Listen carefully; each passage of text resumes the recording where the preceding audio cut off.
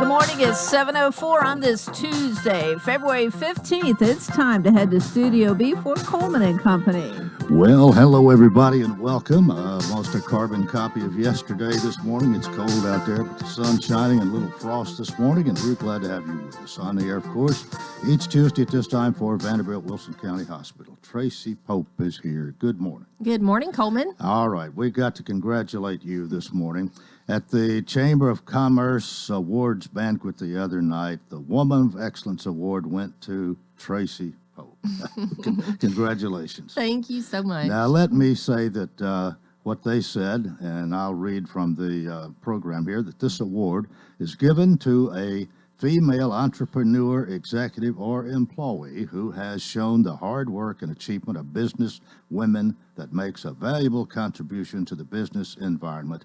They encourage involvement in the community and exemplify leadership in their profession, the community, and the Lebanon Wilson County Chamber. So, what an honor. I truly was shocked. The hospital has a long lineage of supporting the Lebanon Wilson County Chamber. And like every year, we were there with our table and our staff from the hospital. And yeah, it was truly a shock. So you did not know it all in advance. No idea. So, I'm truly humbled because I feel like this award represents, Vanderbilt University Medical Center and the commitment that they've made to Wilson County and our community. I truly have the best job in the world. I just get to be out there in the community and letting people know, what Vanderbilt, the resources we have to offer, what they can do, as far as healthcare. And I'm just an ambassador for, I think, one of the best medical institutions in the nation. Well, I don't have a chance to do an interview with everybody that gets an award, but a few of them I will have out. You can consider this your interview this morning. Okay, sounds good. This is probably all you're going to get from me. But congratulations. It couldn't have gone to a nicer person. Thank you so much. Right. We appreciate your support. Well, our regular listeners know that Tracy provides us with a medical professional, usually a doctor, but not always, here on the Tuesdays, a couple of Tuesdays each month. And you've got one this morning, so I'll let you do the honors. Yes. And anything else if you need to say about the hospital before you introduce our guest? I think we're good. I'm really excited to introduce Dr. Andrew Hopper. He is our trauma medical director here at Vanderbilt Wilson County Hospital. He is with the Department of General Surgery and Trauma at VUMC, and he was hired last December, and now he's full-time here in Wilson County, and we're excited to talk about our trauma services, the trauma center that we are working on, and just how he is going to make a huge difference here in Wilson County. Well, I'm looking forward to knowing a little bit more about this, and maybe I can retain a little bit of it. But Dr. Andrew Hopper, welcome to our program. Thank you, sir. Very glad to be here. Thank you for having me as part of your program. And before I get started, I just want to say how lucky we are to have Tracy at our hospital. Obviously, a wonderful asset and does a lot. And so congratulations to her. Well, I agree. Tell us a little bit about yourself. Where are you from? Maybe where you went to school, where you were trained, and so on. Yeah. So my father was actually in the military. He was in the Marine Corps, and so we traveled all over the country growing up. And I'd say, the majority of the time that we were in Southern California, he was stationed at Camp Pendleton, which is about an hour north of San Diego. And he retired from the Marines in 2000 and kind of got an itch to be a rancher, a farmer. And so we ended up moving out to rural Arizona. And when most people think of Arizona, they think desert and cactus, and that's true. But there's a pocket up in the northeast part of the state that's actually at like 5,000 or 6,000 feet of elevation. And it snows up there, and there's forests. And so we got a little over 600 acres up there and tried our hand at the ranching thing. It was. So, we had a few cows, a couple horses, and did the ranching thing for a little while. That was after my sophomore year of high school. So it was definitely a big adjustment going from, big California metropolitan sort of area to kind of a more rural sort of setting. But one of the things you learn being a military child is how to adjust to circumstances. And it's one of the important things or skills to have as a trauma surgeon as well. Because as a trauma surgeon, you never know what's going to be coming through that door. It may be a car crash, it may be a gunshot wound, and you have to be ready to adjust to what type of patient is brought through that door. So after we moved to Arizona, decided to stay in state and went down to the University of Arizona for undergraduate degree, and then stuck around for medical school. Medical school is 4 years long. I did 2 years in Tucson and then moved up to Phoenix for 2 years. And after that, you apply to residency, and decided to do a residency in general surgery. That's a 5-year program. Did that at St. Joseph's Hospital. And then after surgery residency, you apply for a critical care or trauma fellowship. And interviewed all over the country at different programs, but absolutely fell in love with the South and with Vanderbilt University. I'd never lived in the South before, and it was very different, and thought, well, this is the opportunity, this is the time to do it. And so I went and did 2 years at Vanderbilt in their fellowship program to be a trauma surgeon. Well, are you married? I am. So that's kind of the second half of the story there is, I had every intention of going back to Phoenix. I actually had a job lined up to go back to where I trained for residency, and met a girl, and she's actually from the Clarksville area. And I said, well, let's go back to Phoenix. And she said, that not happening. She's a Southern girl through and through. And so we stuck around here. She's actually an attorney downtown. So it would have been tough for her to move. At what point in your life did you decide the medical profession was it? Yeah, in junior high and high school, kind of went back and forth about, I enjoyed history, I enjoyed politics, and thought about a career in law for a while. But, it was really science and medicine that fascinated and intrigued me. How intricate the human body is and how it's able to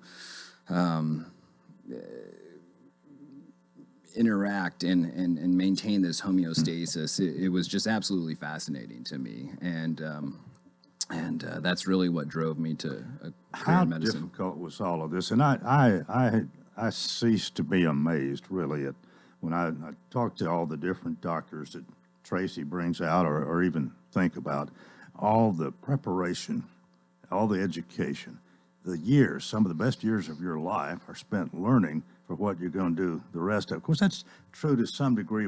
I mean, to be a doctor, to be what you're talking about an extra 4, 5, 6, 8 years more than the average college graduate probably has. Yes, sir. You're exactly right. It's a long road, and you go into medicine because you have a passion for it, because you enjoy what you do. And if Tracy says she has the best job in the world, then I definitely have the second best job in the world.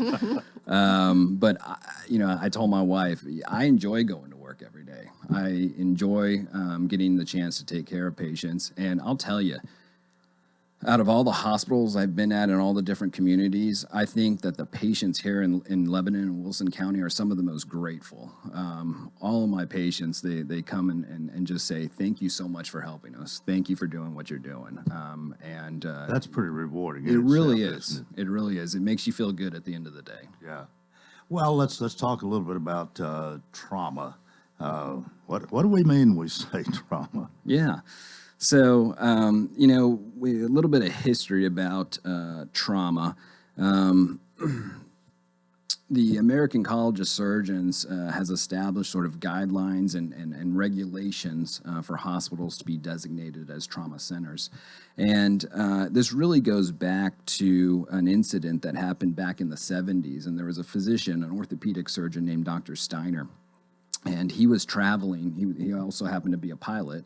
And was traveling with his family on vacation when his plane went down in the middle of nowhere, Nebraska.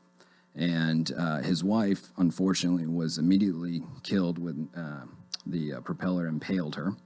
And her children, or their children, were pretty critically injured. And so they were taken to a small hospital that, the honest answer is wasn't adequately prepared or trained to deal with the injuries that those children had. And it was around the same time that the ACLS, or Advanced Cardiac Life Support Program, was being developed. So, CPR. And what Dr. Steiner said is, this isn't right. We need to establish a set of rules and instruction so that no matter what hospital you go to, we have some sort of standard of care for trauma patients, critically injured patients. And so that's the birth of what's called Advanced Trauma Life Support, or ATLS. And so any physician, ED physician, surgeon that wants to be a part of a trauma center goes through this ATLS. And what it does is basically provides a cookbook, a set of rules to evaluate those patients in the emergency room and to stabilize them, properly resuscitate them, and kind of get them the appropriate sort of care and treatment that they need. So out of this horrible tragedy, thankfully, was able to make a difference and change the way that trauma patients are cared for. And really, that just as a result of that, the whole thing has changed all over this country for sure, maybe all over the world. It has. So ATLS is in fact not only given here in this country, but it's given throughout the world as well. And trauma is not just a Nashville thing or a Tennessee thing. It's a national thing, and it's a worldwide thing. But one of the things that Vanderbilt recognized is that Wilson County continues to grow from a population standpoint. More and more people are realizing that Middle Tennessee is a great place to live and are moving here. And so with more people, you're going to see an increase in automobile accidents, an increase in, potentially violent crime. And so they recognize the need to have quality level health care and a trauma center here in Wilson County. And so that's what they're doing. Okay, we've got a lot more to talk about, but right now it's time to take a break. This is Coleman and Company, FM 98.9. And let's see what's happening on the roadways. Want to thank our friends at Bates Ford, lifetime brake pad guarantee. With the purchase of a brake service, replacement brake pads will be provided at no cost for as long as the customer owns a vehicle. Bates Ford, 1673 West Main. Now at traffic, here's Chuck. Good morning. Starting to pick up quite a bit now on 24 coming in from Rutherford County. Just that heavy traffic. Sometimes it can get slow on 24 past OHB there through Antioch. Same goes for 24 as you make your way past the Jolton exit. Heavy traffic continues through Wilson County coming in from Mount Juliet right now on 40 westbound. Warmer weather is waiting for you at Pensacola Beach. Book your next getaway. PensacolaBeach.com. I'm Commander Chuck with your on-time traffic. Renewal happens here at Lebanon Center for Rehabilitation and Healing. Lebanon Center for Rehabilitation and Healing has experienced new leadership and a new atmosphere. Same location in the heart of Lebanon, 731 Castle Heights Court on the Castle Heights campus. Lebanon Center for Rehabilitation and Healing is providing 5-star clinical outcomes to short-term and long-term care residents. Call 615-444-4319 for a tour and to experience the new culture. Renewal happens here at Lebanon Center for Rehabilitation and Healing. At Vanderbilt Wilson County Hospital, world-class care is a heartbeat away.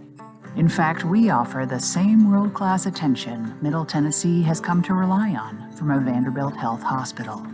Supported by over 200 specialties, an expanded emergency department staffed with Vanderbilt Health physicians 24/7, and greater investments in life-saving technologies and care. It's just one more way we're making healthcare personal. Coleman and Company, thanks for joining us here on this Tuesday morning. Our program, of course, presented by Vanderbilt Wilson County Hospital. Tracy Pope is with us, along with Dr. Andrew Hopper. Dr. Hopper, the Trauma Medical Director, and he's just been on a roll here telling us all about what is going on with his life and with what trauma service is all about in the trauma program. But now let's talk a little bit more about your current role with Vanderbilt University Medical Center and Vanderbilt Wilson County Hospital. Yes, sir. Thank you. So I am the, as you said, Trauma Medical Director at Vanderbilt Wilson County Hospital. And it is our goal to establish a level 3 trauma program, and we'll actually be submitting an application to the state here in the next couple of weeks. And we'll talk a little bit more about kind of the different trauma level designations here shortly. But Vanderbilt has thrown a lot of money at Wilson County, over $36 million. Wow. Yeah, because they recognize the need. I knew it was a lot. Didn't realize it was that It is a lot of money. 36 million. Oh. It is. But you need that type of money to build the infrastructure in order to offer a high quality level of healthcare. And it's not just for trauma, it's for all services. But I may be a little bit biased, but I think that trauma overall improves the quality of the hospital. And the reason is you have these critically injured patients that often have multiple organ systems that have been affected. And they need, different subspecialists in order to be able to care for them. And so we've really expanded our ability with interventional radiology, with anesthesia, with our ICU capabilities, urology, and a whole host of subspecialties. In addition, that $36 million has gone to new equipment as well. So new ultrasound machines, MRI machines, to be able to diagnose and treat these patients. And again, Vanderbilt has committed to providing quality care for Wilson County. Well, as the director, how much are you actually involved from case to case when they present at the emergency room? Are you there sometimes? I'm there a lot of times, yeah. So more than my wife would like. But so I have a team of surgeons. There's 3 surgeons that are specific to Wilson County, including myself, and then we will also have surgeons coming from the downtown campus as well, trauma surgeons, to take call. And usually we'll break it up into either 12 or 24-hour shifts at a time. And the way that it works, so if a patient comes in, there's what we call activation criteria. So depending on how sick that patient is, what their vital signs are, will determine the level of activation that we have through the emergency department. So if a patient is really, really sick, is hypotensive, meaning low blood pressure, that's going to be our highest activation level, and yes, then the trauma surgeon would present. If a patient is not as severely injured, then it will be a lower activation, and that patient may initially just be seen by the emergency room physician, and then depending on what they find during the course of their workup, then they'll consult the trauma surgeon if needed. Well, a diagnosis is of paramount importance, and the quicker the better, I would think. And of course, sometimes you're dealing with somebody who is just really sick, near death, ill. Other times somebody may be bleeding to death from a gunshot wound or from a traffic accident. Somebody has to make an assessment really quick, and hopefully you've made the right one. And I'm glad there are people like you who are able to do that. And if I saw blood, I'd probably go crazy. You know what I mean? But you've endured all of this, and actually you seem to, in a way, love it. I guess especially because you're helping people. But no, you're exactly right. So there's something that we call the golden hour. Where basically we say that you have an hour to really make a significant impact on that patient before their mortality or their chance of dying significantly skyrockets. Golden hour. I've never heard that expression before. And it's one of the reasons that we felt that opening up a trauma center here in Lebanon was so important because, trying to go downtown, let's say if you're east of here, that adds an extra 20, 30, maybe 40 minutes if traffic is bad. Mm-hmm. And so that makes a difference in that patient's life. If you're able to stop here and you're able to treat their critical injuries. Again, going back to ATLS or Advanced Trauma Life Support, all my ED physicians and APPs or mid-level providers in the ED have or will be trained in that and will be able to appropriately triage and care for those patients within that golden hour. Are there different levels of trauma centers? There are. So It's a pretty robust and extensive process to be labeled as a trauma center, and you have verification or certification both on the state as well as the national level. So we will be applying for state verification in addition to, at some point in the future, national verification. The national verification is done through the American College of Surgeons, but there's, for all intents and purposes, 3 levels. Level 1 is the highest, and so our downtown campus, Vanderbilt University Medical Center, is a level 1 trauma center, and they are the only ACS and state verified level 1 trauma center in Middle Tennessee. And then we are going for a level 3 center through the state and national.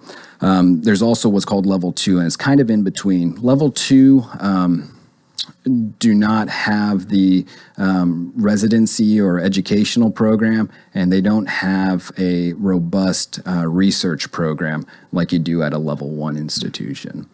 Level 3 trauma programs, we can deal with a large proportion of traumas.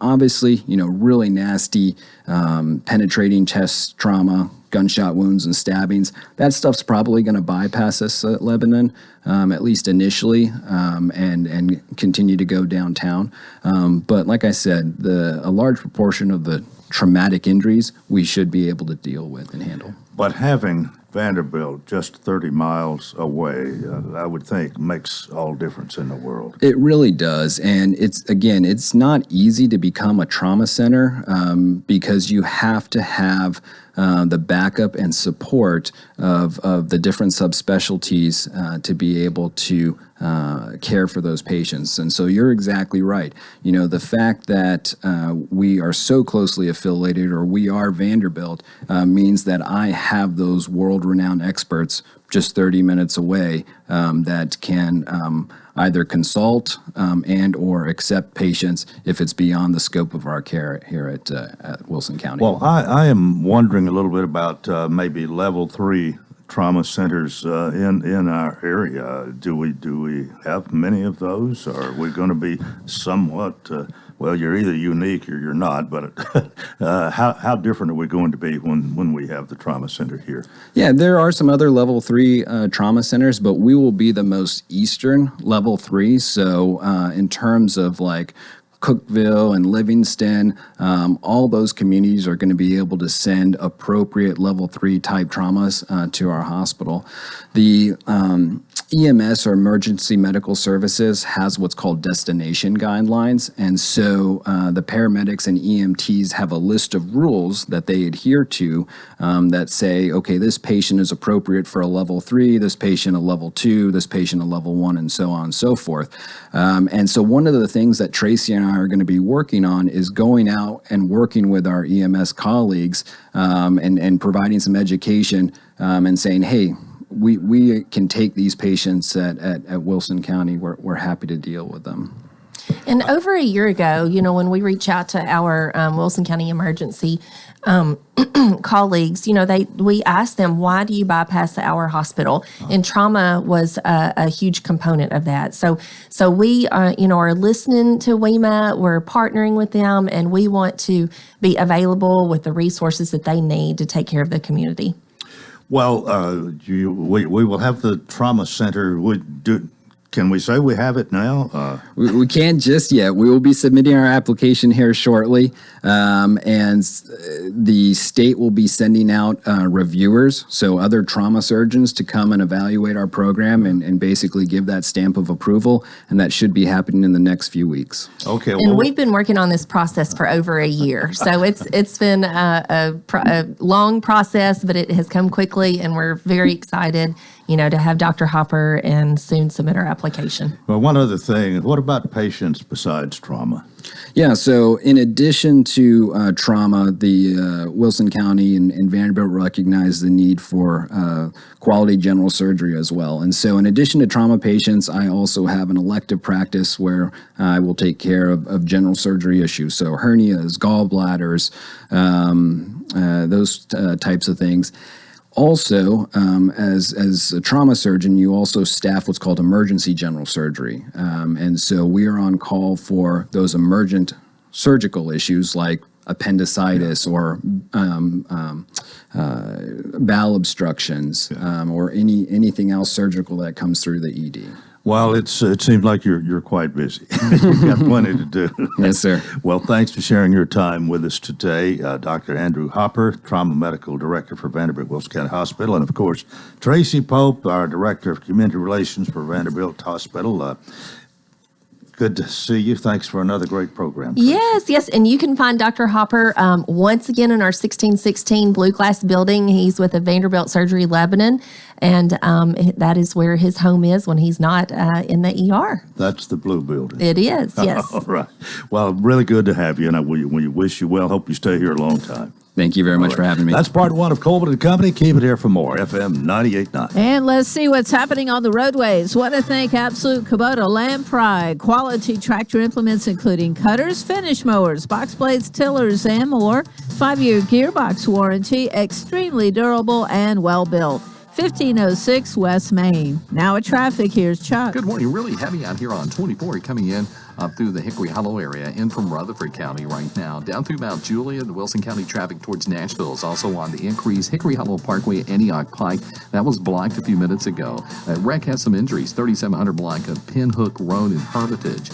Princess Hot Chicken, now available for catering. Log on to princesshotchicken.com. I'm Commander Chuck, you're on time traffic. Welcome to Hearthside Senior Living, Lebanon's unique senior living community designed for seniors to age in place, all within a safe, comfortable, and Christian environment. Beautiful retirement homes designed for an independent lifestyle with maintenance-free living. Hearthside Senior Living also continues the excellent tradition of assisted living for those seniors who need additional services. Hearthside Senior Living, an independent retirement community and assisted living community, all on one campus in the heart of Lebanon. Call 615-443-1994 for a tour. The Cumberland Phoenix baseball team placed at Woody Hunt Stadium, Brescia on Wednesday the 16th and Clark University of Iowa on Friday the 18th, with all games starting at 1 o'clock. Phoenix will play Clark again on Saturday in a doubleheader starting at noon. Hear all games on either WANT 98.9 FM, WCOR 1490 AM, GoCrumlinAthletics.com, or WANTFM.com. Don't miss any of the action. Go Phoenix!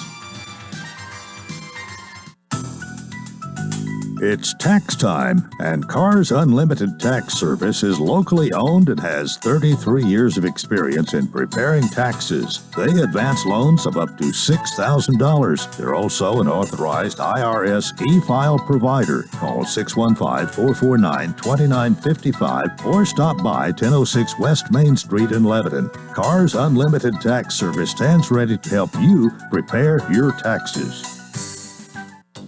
The weather is going to be fantastic today. Highs will top out in the mid-60s with plenty of sunshine. On Wednesday, skies will be a mix of sun and clouds with temperatures reaching the mid-60s once again. This weather forecast is brought to you by Walker Auction and Realty, professional auction and real estate services. Get top dollar for your home, land, or personal property. Log on to MikeWalkerAuctions.com. They know auctions. Let's look at your forecast. I'm meteorologist T.J. Scott. Coleman and Company, thanks for joining us. It is a Tuesday. Tuesdays at this time we talk about Hearthside Senior Living, Retirement Assisted Living Community, 215 Castle Heights Avenue North. Betty Kelly is with us today, substituting for Sean Dozier. And good morning. Good morning, Coleman. How are you doing? I'm doing fine. A little bit on the cool side today, but it's going to get warmer. And that's right. And it's typical February weather, I guess we can say. Well, you are the activities director for Hearthside and been there a while. How long? I've been there 10 years. Have you been activities director all that time? Yeah. Yeah, okay. Well, that's probably, I would think to some degree, a fun job. It is. And rewarding. Yeah. To me, anyway. Now, if you have the activities that they like, you get complimented. If you don't, you probably get some suggestions. Just try again. But we have a lot of positive things to say, and there's a lot of positive feedback that come from Hearthside. First of all, you started as an assisted living community, I think, back in 1994, and you've been there 10 of those years, but not all that time. I doubt there's anybody. Is there anybody that you know that's been there since 1994? No. No. Yeah, okay. Not even Sean. Nope, not even Sean. Well, there's been a number of directors, and Hearthside has had this advertising slot, we'll call it here, for quite some time. I know we've had, I'm pretty sure there's been 2 others besides Sean that we've talked to. But it's always nice to talk about what all you're doing there, and the fact you started the retirement community, which you don't have as much to do with, I don't guess, but you certainly are aware of the people that are down there. Oh, absolutely. And what a nice place that is, and it's so good, and they like it. Others like it. What they see so well, you got a long waiting list. We do have a long waiting list. Yeah. Well, any particular thing you want to tell us this morning? Well, yesterday, of course, was Valentine's Day. So we had our Valentine's party yesterday. Pam Weston, who's an entertainer throughout the Nashville area, and she also goes to Mount Juliet and here. And she came and entertained our residents, and it was wonderful. And we had a great turnout and lots of goodies, and that's something they like a lot. So it was just great. And then we've got some other events coming up, but it's been really good. Your residents, your community loves to have things to do, and special occasions like this. I'm sure you try to do all you can to enhance their enjoyment and something to look forward to, some activity to participate in. Oh yeah, and then of course we have our our tap dancers. They actually do chair tap dancing, and so we have that a couple of days a week, and they really look forward to that. So and then about every 3 months or so, they actually put on a little show for the rest of the people in the center. So it's fun. You have some in-house talent then. Yeah. Our little director, she is just wonderful, Anne Lemoyne, and she just does such a great job with them and keeps them enthusiastic about it and everything. So it's really good. Well, now, this is not on the agenda. In fact, we are, as I say so often, live, spontaneous, and unrehearsed. But I just was wondering, have you ever done karaoke? Once or so. Well, it must have not been the greatest experiment then. Well, it's not that. It's just I'm not much of a singer, so. Well, I was just wondering if you have people there that would like to sing or something. But, we do. In fact, we just, Anne organized a little choir through the facility, and that's going really well. So we do have some singers there. All right. Just not me. Okay. But you do, I think, encourage, and maybe more so, or beginning to now, that some of the requirements regarding COVID have been relaxed. The doors are open a little more than they were. Oh yeah, now we're able to have volunteers come in to do various things. Singing is one of them, but so we can have entertainers coming from all over, and some other teachers and things. If somebody has some activity, something that they would like to do to present, to be of entertainment value to you, you're the person to get in touch with absolutely. at the Hearthside. And you can be reached at 615-443-1994. Absolutely, and I'll take them. Ask for Betty Kelly. And no doubt the people who live there love to see some other people come in and do some anything to beat boredom. And right. But I mean, if there's nothing to do, you can get bored. So that's true. Part of your job is to prevent try to keep boredom. Them from right? doing that. Yeah. And we do have a new program coming up though. And Lisa Cantrell, she's an artist here in town, and she is going to come in and volunteer her time and teach drawing and watercolor to our residents. And that's going to be amazing. I can't wait to start that. Yeah, I'll bet. Yeah.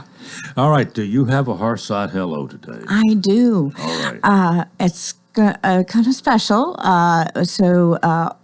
Over the weekend, the Lebanon Senior Center had their Valentine's dance.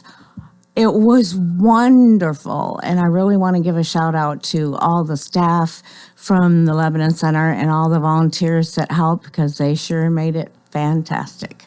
All right. So the Hearthside hello today to the Lebanon Senior Citizen Center and those that did the Valentine fundraiser. Mm-hmm. Okay. All right. Well, that when we do the Hearthside hello, that's about time to end it all. But it's nice to see you today. And we didn't say, but Sean Dozier is on special assignment today. He texted me yesterday. He had a meeting he had to go to. So he says, Betty Kelly will be there. I said, we'll miss you, but she always does a good job. So thanks for being with us today. You're welcome. All Thank right. you. It's always good to be here. All right. Betty Kelly, Activities Director for Hearthside Senior Living, again, retirement and assisted living community at 215 Castle Heights Avenue North. And you can go by. You can also call them at 615-443-1994. 20 before the hour, and Scott Benson, Director of Schools for the Lebanon Special School District, is here. Good morning. Good morning, Coleman. How are you? Hey, I'm doing really well. What about you? All right. We've got a lot to talk about this morning. Okay. You have a meeting last night? We did not. We actually had a meeting last Monday. Because of Valentine's Day, we moved it a week up. Since you were here 2 months ago, you were not here. I was not here in January. I had another commitment that morning. And I believe that's the day we talked about transportation with your bus director. I think you are correct. Yes, sir. But it was about that time that the big announcement came out that you had given your notice that you were going to retire, resign, quit, leave, or don't call me a quitter, Coleman. And I will have to admit I was somewhat shocked to hear that. Yeah, and I think maybe a lot of other people were too. So, is anything that I can pull out of you this morning is fair game, I guess. But what went into that decision that you would divulge to us? Yeah, so I did turn my notice in at the January meeting, so it was the night previous to Mr. Ashley being out here on your show, and something I'd been contemplating for months, really, and I had a conversation with our board chair, Mr. Jones, several weeks prior to that, that's what I was thinking. And Coleman, let me say this first of all. It's been a wonderful ride. I have immensely enjoyed being with the school district and being in education for over 30 years. And, a major influence in my decision with my sick days added in, because I have lots of sick days that I've built up over the years. But on June 30th, which is my last day, I'll have 32.5 years in TCRS. And so, I'm a young man still. At least in my mind, I am. My body doesn't tell me that sometimes. But so at 54 years old, I can draw full retirement from TCRS and go do something else. Okay. And so, like I told my wife, I want to work. I need to work. I'm not one to sit at home. But at this point, I just feel like I'm being led to do something else, and you ready to divulge that? Not at this time. No. You're going to be staying in Lebanon? Oh yeah, going to stay in Lebanon. We love it here. This is home. My wife is an educator, as you know, as well, and she has 4 or 5 years to go before she gets her 30 in. And if you're familiar with TCRS, you take a reduced retirement if you go out before 30 years. So we're going to stay here, and I've got a few irons in the fire and talking about a few things. Your son is here. He is, absolutely, yes. He's here too, and other families here as well. So going to stay here. And now, have you already pretty much made an agreement, shook hands on where you're going next? Well, I'm probably going to do 2 or 3 things, Coleman. Yeah. So, and I'll divulge more of that as time moves on here. I've counted it up. I don't know how many days. People keep asking me that. Do you know how many days you have left? And I don't know that. I do know that I have about 4 months. And that means 4 more school board meetings and 4 more times to come out to see you. So we'll get to talk again, and I'll talk about that. But, whatever my next step is, I want it to be something that is a little more flexible with my time at this stage in life, and something that will lower my blood pressure rather than raise my blood pressure. Well, if my memory is right in reading the, I think it was a newspaper article about your retirement, that Steve Jones had said he'd worked with 4 or 5 directors, right, and you were the best one. Well, that's a pretty high compliment, and there's been some good people there. There really have. We have a wonderful district, and I've been so blessed over the years to do what I've done in education, and that's not only to teach school and to be an athletic coach and assistant principal and principal, assistant director and director. It has been wonderful. It really has, and I wouldn't trade a minute of it. And that would maybe a couple of minutes of it, Coleman, I would trade, but very, very few minutes of it. It's been wonderful, and I'm very thankful that I'm at this point in life and can maybe go do something else. Okay, well, somebody's got to take your place, and we need to talk about that, but we'll go to our break, and when we come back, let's do it. We'll discuss that. Scott Yes, sir. Benson is with us. This is Coleman and Company, FM 98.9. And let's see what's happening on the roadways. Thanks to Bates Ford, and get $50 off $250 repair offer to owners of 4 to 10-year-old Ford, Lincoln, or Mercury vehicles. Bates Ford, 1673 West Main. Now at traffic, here's Chuck. Good morning. Heavy traffic flow continuing through Hendersonville right now, and Vietnam Vets coming inbound up by Gallatin Pike. It's been busy out here in the last few minutes on 24, trying to get up through the Hickory Hollow area. All the traffic flow coming in from Rutherford County, moving a wreck at Hickory Hollow Parkway, Antioch Pike. East Thompson Lane to South Lake should be out of there in just a few more minutes. They got 1 more vehicle to move. Prince's Hot Chicken now available for catering. Check them out at princeshotchicken.com. I'm Commander Chuck with your on-time traffic. What is your passion? How can you use that passion to enrich your community? Hi, this is Melanie Minter, President and CEO of the Lebanon-Wilson County Chamber of Commerce. Your chamber is the resource for making connections to fulfill your passion. Whether education, nonprofit, agriculture, entertainment, or government relations, Wilson County offers a place for you to be involved. Your chamber connects businesses, individuals, and your passion to the community. We have an enthusiasm for excellence. Join us and catch the spirit. Call or visit our office at 149 Public Square in Lebanon. 71 degrees all the way. 73 degrees, please. So what's your perfect degree of comfort? We'll help you find it with professional Rheem HVAC service that'll keep your home comfy year-round, save on energy costs, and may qualify for utility rebates and tax credits. So enjoy a new degree of comfort. 72 degrees, and I'm good to go. Financing available through TVA's Energy Right program and your local power company. Call Randy's Heat and Air 237-3604. Coleman and Company, thanks for joining us. Scott Benson is my guest. Hey, I tell you what, it's not every day that I have back-to-back guests who have won chamber awards. Hey. And I believe you got 2 of them the other night at the Lebanon-Wilson County Chamber of Commerce Awards Banquet. Scott Benson, Friend of Education. Yes. And then you got, I believe you got a Cedar Tree Award for the new school, right? Yes, sir, we sure did. You were probably the only person that left there with 2 plaques in there. You may be right. I sort of looked around the room and thought that as I was leaving. But again, that's just another thing that I'm thankful for, that I've been able to do what I've done for so many years and be associated with education in this community, not only in Wilson County schools, but Lebanon Special School District. This says 2 things, because you had a very leading role in getting that school going and how it was developed and all that, and the beauty of it and its architectural design and layout and all of that. So you get the Cedar Tree Award.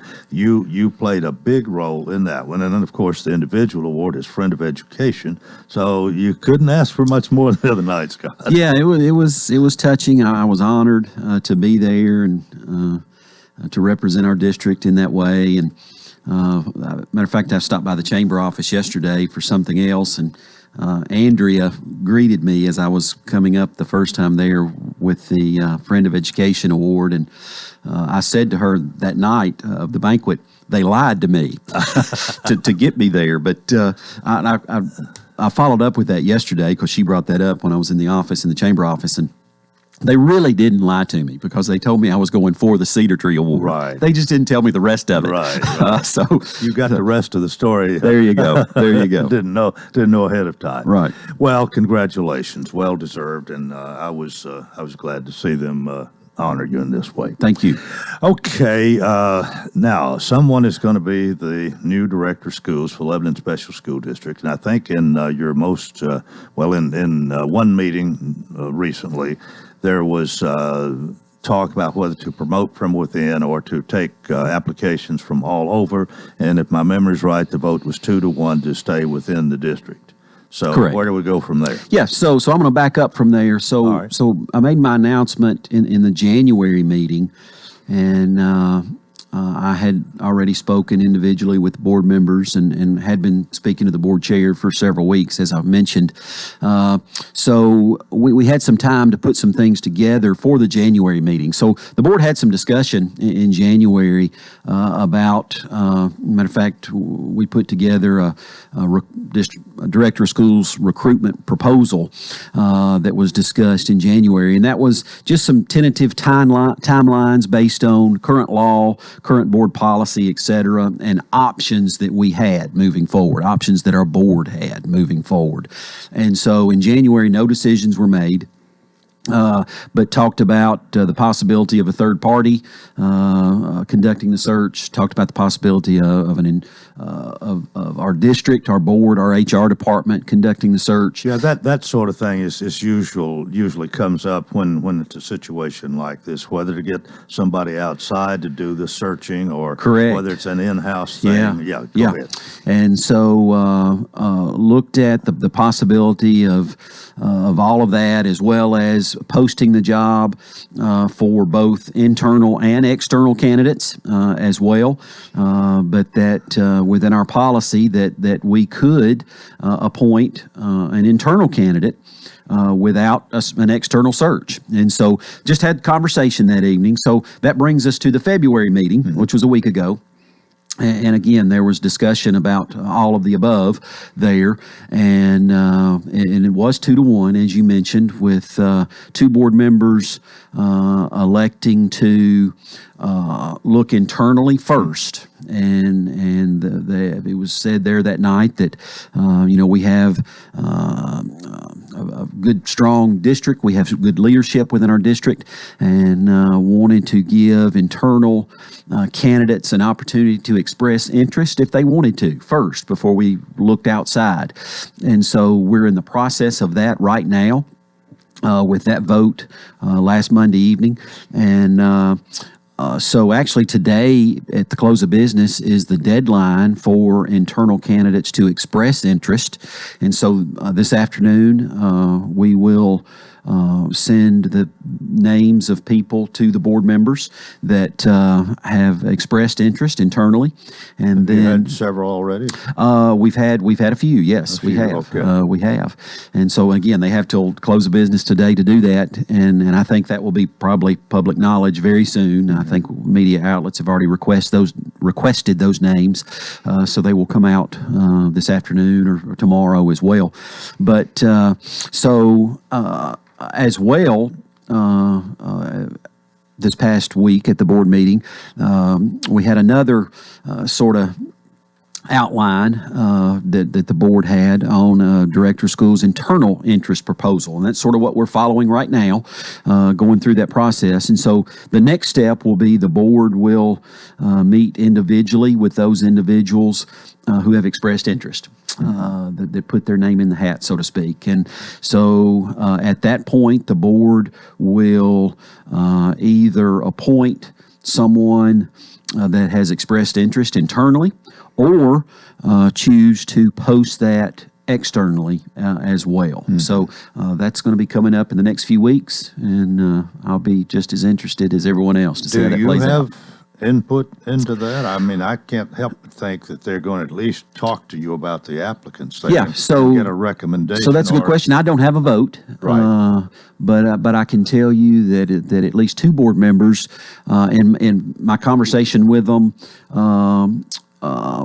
when I was telling them about my retirement, that I was going to be leaving the district, that in that same conversation, that was a question from them. We know we have strong internal leadership. What are your thoughts on who can step up? Yeah. And so had really good conversations there with a couple of board members on, not only who could step up and possibly be the next director of schools, but who are the up and comers in the district, and who can step up and be an assistant principal, and who can step up and be a principal, and even beyond that. So we do have good internal candidates to step up and do those things within the district. And that's one thing that we've worked hard on over the last 10 years. Coleman, I've been director of schools for 10 years, and it's hard to believe. It is. Your eyes got big when I said that. I've been coming to your show for 10 years, and I think I came several times as assistant director as well. But that's been a focus of our leadership team to build capacity within our district. And there was a time when we didn't feel like we had that really built within our district, but we do feel that way now, that we have good candidates that can step up. Over the years have developed some assistants to directors or principals or whatever, and maybe some leadership roles there that wasn't there 20 years ago. Absolutely, yeah, absolutely. And so that's a conversation that I also have annually with our principals. What are we doing? What are you doing to prepare your assistant principal for that next step? And so we're constantly working on that, and so that's a good thing. Well, anything else from last week's board meeting you want to mention? Yeah, we'll mention a few things. This is of interest to the general public, and especially our parents.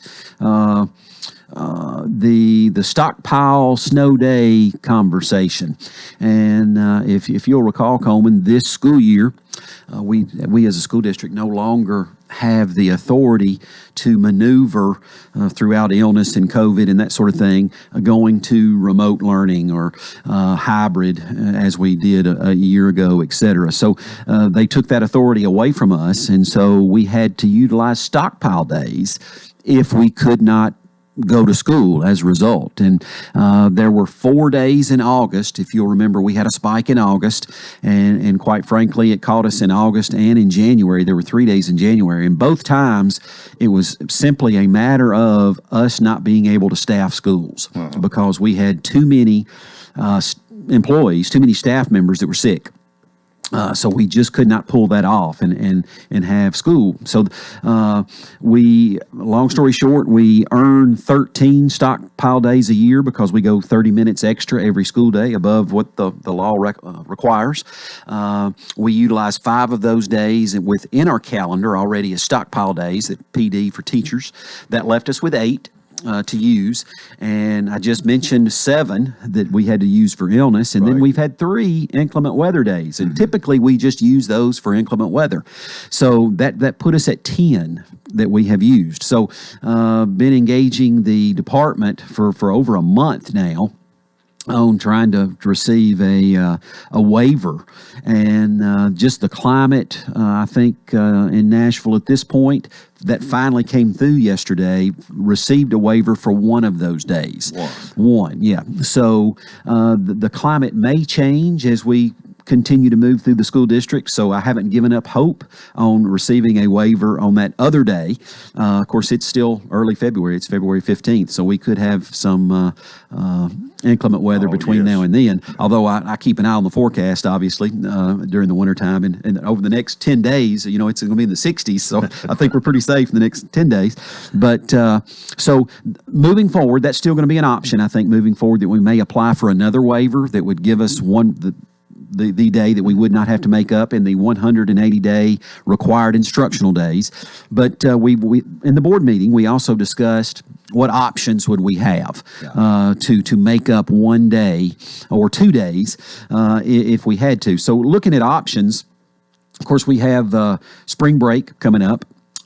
We have a week in March, I think March 7th would be the Monday there. We have March 14th, which is a stockpile day, already scheduled stockpile day, which is the Monday after spring break. You know, if we get into spring break and even that Monday, that's going to inconvenience some families. And I made the statement in the board meeting the other night, which I think is true. Regardless of what we do here, if we have to make up a day, it's going to inconvenience people. And that's pretty simple, you know, if we're going to have to change the calendar in that way. But those are a couple options we have. We also have another option at the end of the school year, the last week of school. We are currently scheduled to have a work day on the 25th with no students, and then the 26th, which is a Thursday, being our last day, which is an abbreviated day. We've always called that report card day, even though parents can get their report cards online. But it's sort of a come and go day, just the last farewell, I guess, for students and teachers. So we could move that to a Friday. And in the big scheme of things, that may be the least impactful to everyone. So we're going to continue to have those conversations. Matter of fact, I have a principals meeting today, and I'm going to ask principals to gather some feedback from each staff across the district and bring that back to me as we continue to work on this. But those are some options we have to look forward. Well, there's a lot more I wish we had time to talk about, but just 45 seconds. I can fill up 45 seconds if you'll allow me. So I'll mention this lastly, in the State Department put a little more emphasis. We've always had Teacher of the Year and Parapro of the Year in our district, but we've never done Principal of the Year or Supervisor of the Year. So there's a little more emphasis on that that we felt from the State Department. So we have announced our Principal of the Year and Supervisor of the Year in the district. So our Principal of the Year is Becky Seaver. She is formerly of Byers Dowdy Elementary, and she is the principal at Jones Brummett that you mentioned earlier with the Cedar Tree Award. So we're really proud of Miss Seaver and her staff there and be able to honor her. And our Supervisor of the Year is Dr. Penny Thompson. You know Dr. Thompson as well. Yes. She's been on your show many times, and she's a instructional supervisor and our pre-K director. So congratulations to those two outstanding educators in our district. Absolutely. Yeah. All right. Well, a lot of good information this morning, but we got to go, and thank you so much. We'll see you next time. Terrific. Thank you, Coleman. All right. That's it for a Tuesday. Join us tomorrow for the Wednesday edition. Till then, I wish you a terrific day.